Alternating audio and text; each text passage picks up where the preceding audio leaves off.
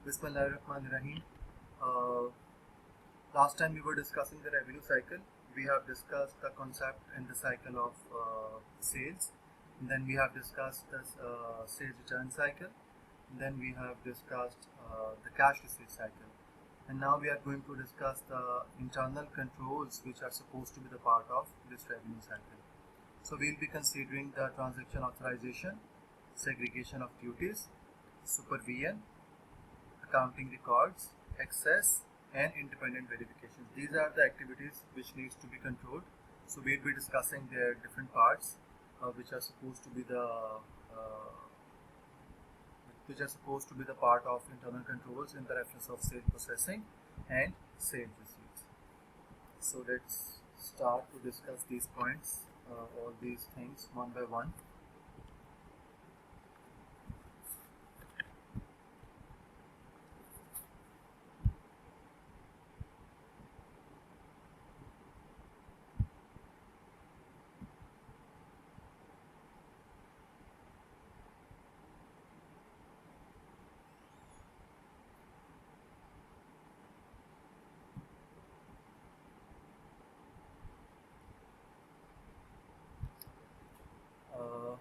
Okay, these are the authorization controls.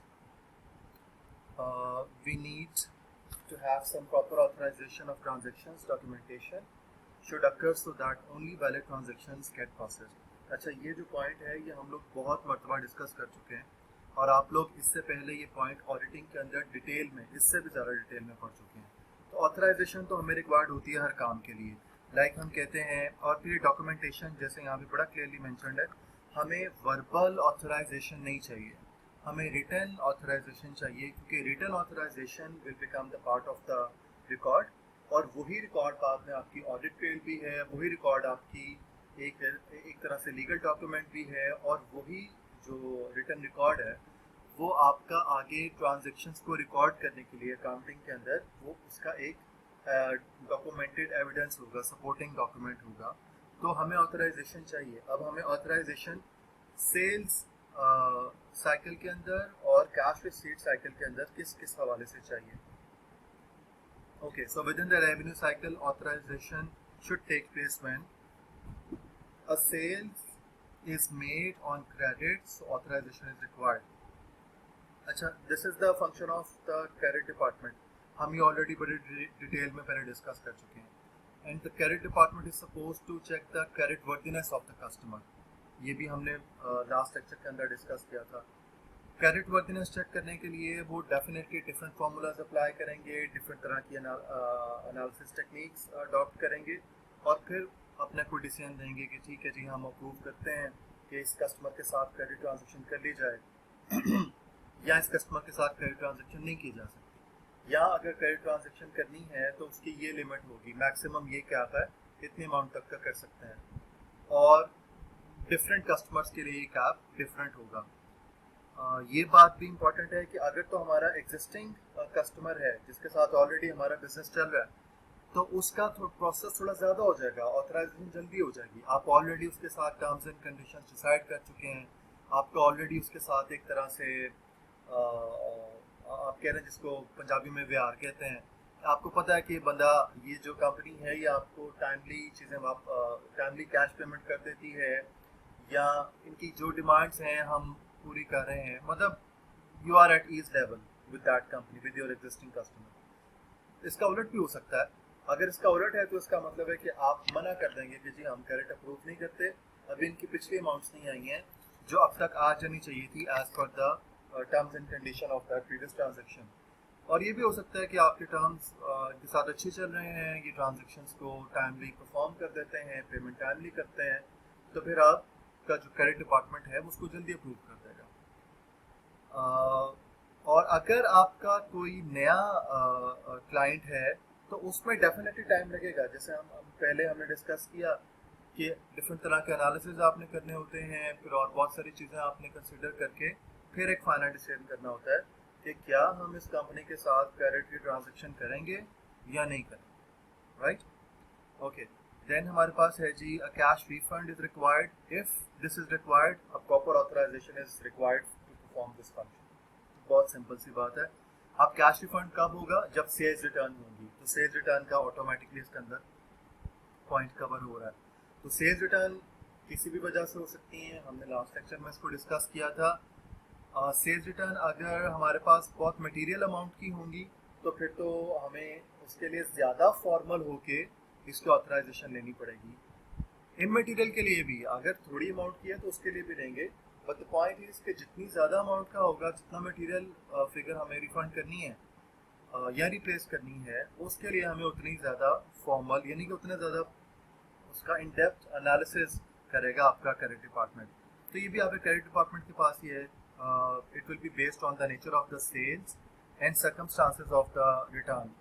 यानी किसी भी ऑर्गेनाइजेशन के साथ आपने जो टर्म्स डिसाइड की थी, तो अगर तो उनके अकॉर्डिंगली उनको फॉलो करते हुए चीज़ें वापस आ रही हैं तो वेल एंड गुड, लेकिन अगर उसको उसके अलावा कोई प्रॉब्लम है तो फिर आपको उसको देखना पड़ेगा।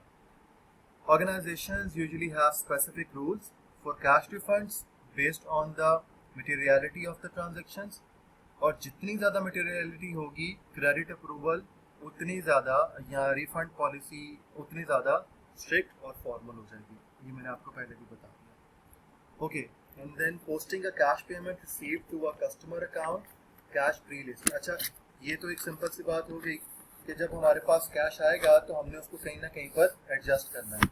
अच्छा, जब वो आएगा तो हम उसको कैसे एडजस्ट करेंगे? हम उसकी एंट्री पास कर देंगे। जब हम उसकी एंट्री पास करेंगे तो डेफिनेटली कैश आया है तो एसेट में इजाफा हो जाएगा, डेबिट हो जाएगा। अकाउंट रिसीवेबल जो हमने ऑलरेडी अपने पास एसेट बनाए हुए थे सेल्स के बदले में, चूंकि कैश नहीं आया था, तो वो काम हो जाएगा तो क्रेडिट हो जाएगा। इसका मतलब है कि आपका अकाउंट रिसीवेबल भी एडजस्ट होगा, और कैश में तो ऑब्वियसली जब पेमेंट आई है तो वो आपके पास कैश बुक में कैश है वो बैंक के कॉलम में डेफिनेटली एडजस्ट होगी। यहाँ पे जो आपके पास लिखा हुआ है कैश प्री लिस्ट, इसका ये मतलब है कि आपके पास ऑलरेडी एक डॉक्यूमेंट मौजूद है जिसके अंदर आपके पास लिखा हुआ है कि फलां कंपनी से फलां तारीख तक इतनी अमाउंट हमारे पास आनी चाहिए as per the rules of the transaction जो डिसाइड हुए थे जब ट्रांजेक्शन परफॉर्म हुई थी। तो उसके हिसाब से ये जो हमारे पास कैश प्री लिस्ट है ये मौजूद होगी। कैश प्री लिस्ट में ऑथराइजेशन है, यानी कि this list has authorised amounts, जो जिस कंपनी से जितना ड्यू है जिस डेट को उतनी अमाउंट लिखी हुई है और ये ऑथराइज्ड अमाउंट है। ये आपके पास बिलिंग डिपार्टमेंट से भी आप इसको रिकनसाइल कर सकते हैं, ये सेम होगी। आप इसको अपने सेल्स डिपार्टमेंट के साथ भी रिकनसाइल कर सकते हैं, ये सेम होगी। आप इसको अपने जो पीओ आया आपके पास, आप उसके साथ भी इसको रिकनसाइल कर सकते हैं, this should be the same amount. तो प्री लिस्ट चूंकि ऑलरेडी आपके पास एक डिसाइडेड चीज़ है तो आप उस पर करेंगे।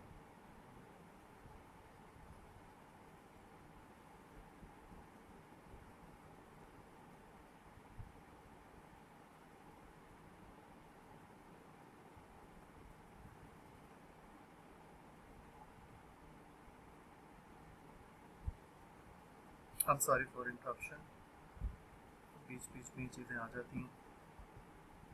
आई थॉट कि शायद ये रिकॉर्डिंग रुक गई है। Okay, so I hope things are clear about the authorization controls. इससे ज़्यादा भी हम इस पर बात कर सकते हैं, लेकिन बहुत सारी ऐसी बातें हैं जो रिपीट हो रही हैं। ये मैंने आप क्लासेस में भी बताया था कि एक तो रेपिटेशन इस सेंस में फील होगी कि हम फाइनेंशियल अकाउंटिंग के ऑलरेडी 3 सब्जेक्ट्स पढ़ चुके हैं आप लोग, principles of accounting, then financial accounting, then intermediate accounting. तो आप ये सारी चीज़ें और सेल्स का बहुत दफ़ा, फिर जब आपने लास्ट सेमेस्टर में ऑडिटिंग का सब्जेक्ट पढ़ा तो उसके अंदर भी इतनी ही डिटेल में ये सारी चीज़ें डिस्कस होती हैं, तो एक तरह से रेपिटेशन है। और फिर यही चीज़ें हम पिछले सेमेस्टर में पिछले लेक्चर में भी अभी इसी AIS के हवाले से ही डिस्कस कर चुके हैं। बट स्टिल आपका कोई भी क्वेश्चन हो तो जो हमारा इंटरेक्टिव सेशन होगा आप उसके अंदर ही क्वेश्चन पूछ सकते हैं, आई विल आंसर इंशाल्लाह। ऑथराइजेशन के बाद जी हमारे पास है the point of segregation, this is the second control. Segregation function has 3 rules basically. Transaction authorization should be separate from transaction processing. ये बात हम ऑलरेडी डिस्कस कर चुके हैं जब हमने एक दफ़ा डिस्कस किया था कि हमारी जो एसेट की कस्टडी है और उसका जो यूटिलाइजेशन है, ये 2 अलग-अलग बंदों के पास या डिपार्टमेंट्स के पास होनी चाहिए, ताकि हम इसको रिकंसाइल करते रहें साथ के साथ और उसकी फेयर यूटिलाइजेशन भी अश्योर हो सके इसके थ्रू। तो ट्रांजैक्शन ऑथराइजेशन, अगर कोई बंदा क्रेडिट डिपार्टमेंट ये अप्रूव कर रहा है, ऑथराइज कर रहा है कि चीज़ें इसको क्रेडिट पे दे दें, तो अब चीज़ें वो बेचेगा नहीं आगे, चीज़ें जो आगे देगा वो आपका सेल्स डिपार्टमेंट देगा, शिपिंग डिपार्टमेंट देगा, बिलिंग डिपार्टमेंट इन्वॉल्व होगा। तो authorization should be different from the processing of the transaction. So this should be clear I hope. Then second point is asset custody should be separate from asset record keeping। ये जो अभी मैंने ऊपर आपको example दी, और asset custody में जैसे मैं आपको पहले भी क्लास में भी एग्जांपल दी कि जो लॉग बुक है आपकी, जैसे हम कहते हैं हमारी यूनिवर्सिटी की जो बसेस चलती हैं स्टूडेंट्स को लाने ले जाने के लिए, उसकी जो लॉग बुक है वो मेंटेन होती है यूनिवर्सिटी गेट पर by the watchman, by the guards, ठीक है। और जबकि जो एसेट की कस्टडी है वो ट्रांसपोर्ट डिपार्टमेंट के पास है। अब गार्ड का अलहदा से एक सिक्योरिटी डिपार्टमेंट है और जो ट्रांसपोर्ट है वो उसका बिल्कुल एक अलहदा से डिपार्टमेंट है। इन दोनों डिपार्टमेंट्स में कोई चीज़ आपस में ओवरलैप या शेयरिंग नहीं है। तो ये जो ड्यूटी है कि गाड़ी कितने बजे निकली, किस रूट पे थी, अल्टीमेट डेस्टिनेशन क्या है, ड्राइवर नेम क्या है, उसके साथ कंडक्टर कौन है, कितने बजे निकली है, वापस कितने बजे आई है, ये सारा रिकॉर्ड उसके अंदर होता है। अब जो रिकॉर्ड कीपिंग है वो वहाँ हो रही है और जो एसेट है वो आपके पास ट्रांसपोर्ट डिपार्टमेंट के पास है। इसकी बहुत सारी और एग्जांपल्स हैं, हमने क्लास के अंदर इसको डिटेल में डिस्कस किया था, मैं इसको बिला वजह यहाँ पे तूल नहीं दूंगा। Okay, and the third point is the organisation should be so structured that the preparation of a fraud that the perpetration of a fraud requires collusion between two or more individuals. अब इसमें ये जो term है कोलूजन, ये हमने भी class में discuss की थी आई रिमेम्बर, और चूंकि आप पॉलिटिंग पढ़ के आए हैं तो वो तो सेंट टाइम्स आपको कुरैशी साहब ने डेफिनेटली बताया। मैं सिर्फ हल्का सा यहाँ पे दोबारा बता देता हूँ। कोलूजन मीन्स कि जब आप अकेले फंक्शन, आपको जैसे लिखा है ना, organization should be so structured, इतना स्ट्रक्चर्ड हो, इतना इसमें चेक और फिर क्रॉस चेक्स हो कि अकेला बंदा कोई फ्रॉड ना कर सके, उसको किसी और बंदे को साथ में लाना पड़े कि यहाँ से तू मेरी बात रख ले, वहाँ से मैं तेरी बात रख लूंगा, तो मिल के कोई फ्रॉड का सिस्टम बनाते हैं, ठीक है। यहाँ से आप मुझे कवर करना, वहाँ से मैं आपको कवर करूंगा। तो कोलूजन हो तो ही आप फ्रॉड के चांसेस हो सकते हैं, अदरवाइज नहीं। तो ये बात बड़ी ठीक है, सेग्रीगेशन ऑफ फंक्शंस, ये बिल्कुल सीधी बात है। जब हमने अकाउंट्स डिपार्टमेंट की सेग्रीगेशन के बारे में भी इनिशियल लेक्चर्स में बात की थी, तो हमने यही कहा था कि एक ही बंदे के पास सारे के सारे फंक्शन नहीं होंगे। अगर आप मैनुअल और सॉफ्टवेयर दोनों में चीज़ों को रिकॉर्ड कर रहे हैं तो मैनुअल कोई और रिकॉर्ड करेगा, सॉफ्टवेयर में एंट्री कोई और करेगा। अगर एक बंदा वाउचर बनाता है तो वाउचर बनाने वाला सॉफ्टवेयर में एंट्री नहीं करेगा, प्रिपेयर्ड बाय कोई और होगा, चेक्ड बाय पे किसी और के सिग्नेचर होंगे, ऑथराइज्ड बाय पे किसी और के सिग्नेचर होंगे। तो ये सारे चेक्स हैं, क्रॉस चेक्स हैं। इसी तरीके से यहाँ पे तो खैर हम पूरी ऑर्गेनाइजेशन की बात कर रहे हैं, तो पूरी ऑर्गेनाइजेशन में अभी जब हमने सेल्स डिपार्टमेंट में भी देखा तो वहाँ पे बहुत ज़्यादा चेक्स और क्रॉस चेक्स थे। एक परचेज ऑर्डर की 4 कॉपीज बन के 3 डिफरेंट जगहों पर जा रही है और एक आपके पास आ रही है। फिर जब बिल जनरेट होता है वो 3 डिफरेंट जगहों पर जा रहा है। फिर जब आप स्टोर से स्टॉक इशू करते हैं, इन्वेंट्री इशू करते हैं, तो उसका रिकॉर्ड भी 3 डिफरेंट जगहों पर जा रहा है। और अल्टीमेटली इन सब चीज़ों का जो रुख है वो अकाउंट्स डिपार्टमेंट की तरफ है।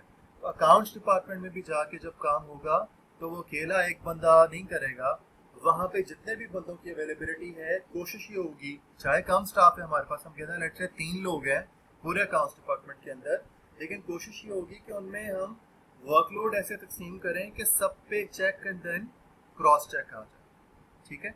ओके, मैं इसको यहाँ पर खत्म कर रहा हूँ और नेक्स्ट स्लाइड जो है वो नेक्स्ट वीडियो में आपके साथ शेयर करूँगा।